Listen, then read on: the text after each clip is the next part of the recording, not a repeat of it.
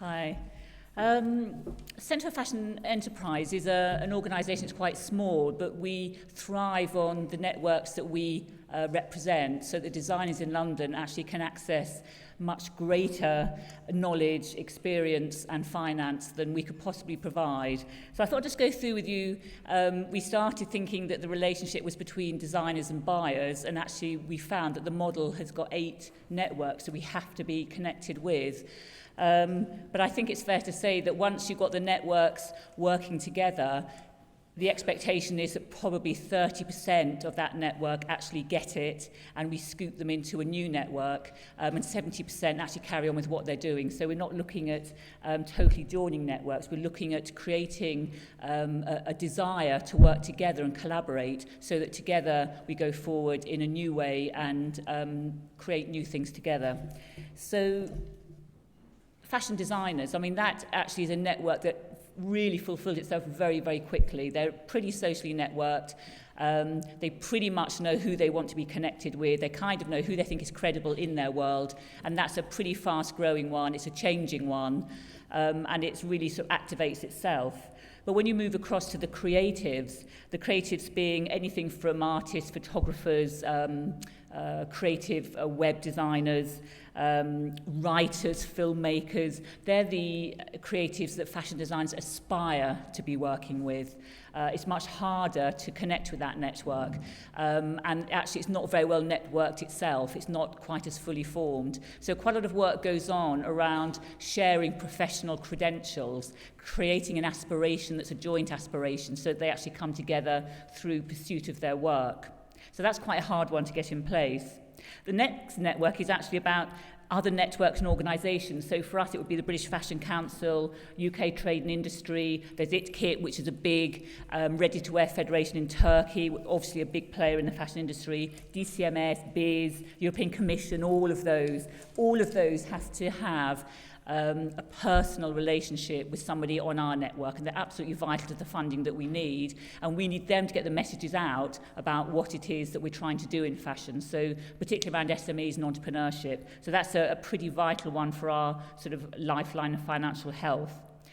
Then manufacturers, I mean, that is absolutely key. Designers, manufacturers and buyers have to be connected, and manufacturers are everything from engineers to textile makers to garment makers, artisans, craftsmen, jewellery makers.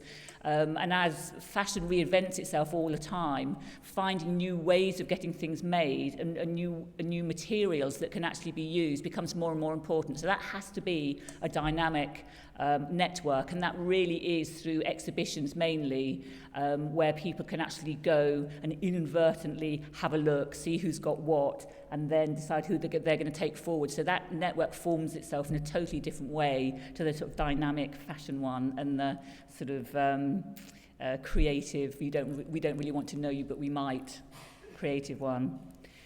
Then the intermediaries, I mean, they're absolutely vital in the fashion industry.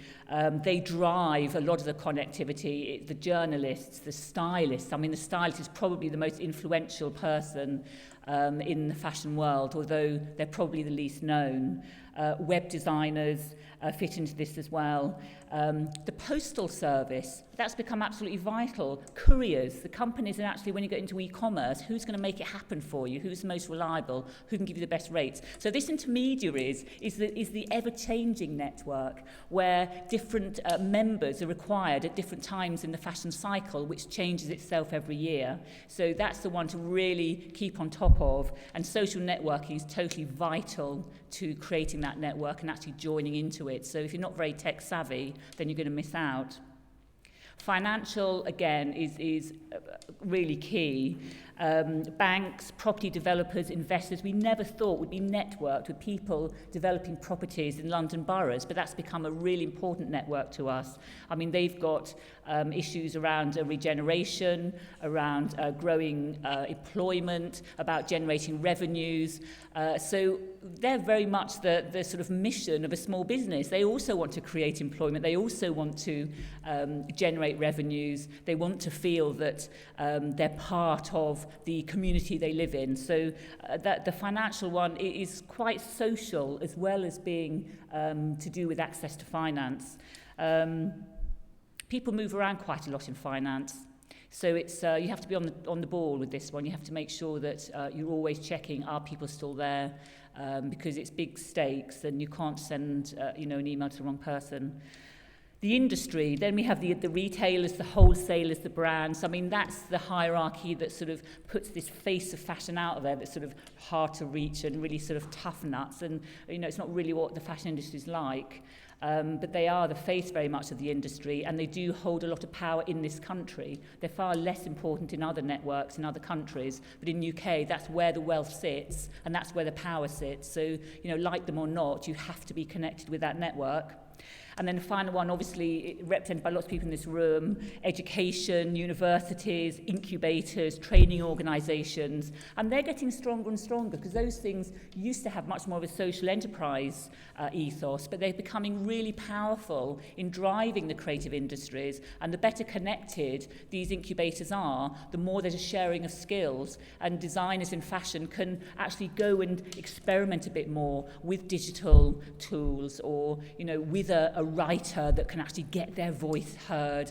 So the sort of soft approach of having networks of incubators is becoming really, really important across Europe. So those are the 8 sort of key strands that we work with. We've had to employ a full-time social networker to work with us to really help us keep on top of this. But that relationship management is really the part of the equation that we all forget to cost in. And it's the part of the equation that actually keeps the whole thing liquid and fluid.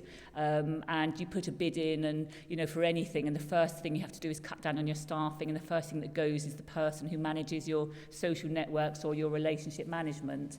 And it actually does mean that you've cut the air supply off your lifeline of networkers. So I think they're all vital to us. The ones that were the first was the fashion designers with the intermediaries, then with the manufacturers, then with the financiers. That was the first network we started with 7 years ago, and now 7 years on, we've had to gradually expand that to what you see above me. So the key strategic drivers for actually networking the way that we do is to plan. What are we trying to do? Why do we want to do it that way, and how are we going to do it through networking? So we're always driving our networks through a strategic need analysis.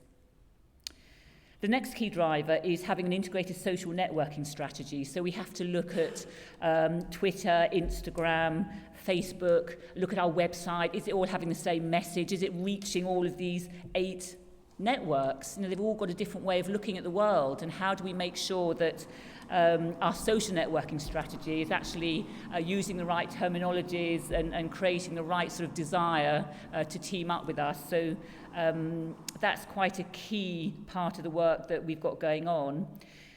And then we've got the area of events.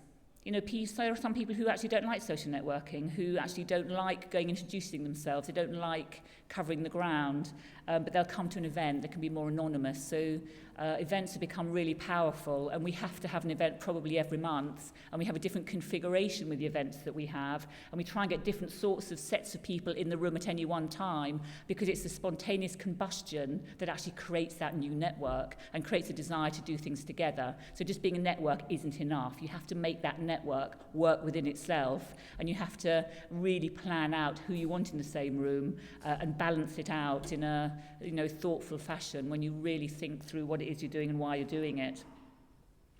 Word of mouth is the 4th key strategic driver, built around reputation. So, it's always important to do things the right way, to have integrity, to not be too bullish about getting people in other networks to notice you and to buy into your agenda, because word of mouth is still very powerful. And then the relationship management that I talked about, managing those relationships, it certainly doesn't happen on its own. So just to touch on a few themes that we've seen recently, we've got the academics and the SMEs, which is very much what Creativeworks is about, and we've heard about already this afternoon. And there's some pretty amazing things coming out of those dialogues. And when you sort of see the common ground being found and new ideas begin to blossom, you realise really what a wasted resource there's been under our very noses in London. And I think, seeing things coming through now and the evidence of those relationships is really heartening. The second theme would be fashion designers and fashion manufacturers. We've got a project called DISC, which is about innovation coming out of relationships between designers and manufacturers, and that's beginning to develop into new products. It could be, you know, an engineer making eyewear. It could be you know, you never know where ideas are going to come from. It could be a textile company working with a furniture company. But I think, you know, realising that everybody has got hidden talent. People tend to hide behind their role and what they do. But if you can find that hidden talent and get that idea and then plug the idea into somebody who can make it happen, is a really interesting way of looking at what innovation is and where it comes from.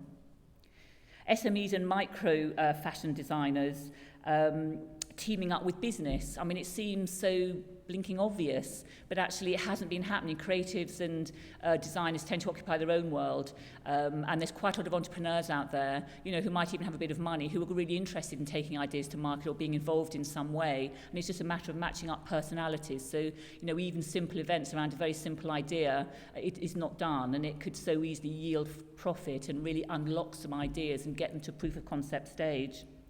Digital divergence, we've seen that through Digital London, through DCMS doing a lot of work in that area. The Trampery, you might know, have got 3 incubation hubs looking very much at digital convergence, and it's still going on amazingly, designing those things that actually allow different parts of the digital economy to work together. Entrepreneurs and new founders, where on earth do they meet? You know, where people with ideas, how do they meet informally with you know, people who are entrepreneurs who want to get involved, but actually, more importantly, have got some cash.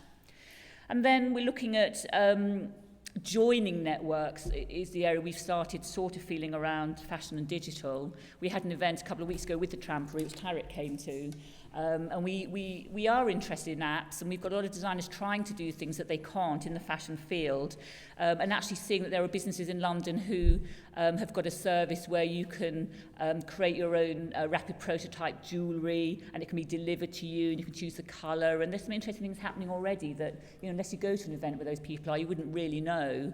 You know, they sell online, which is quite anonymous.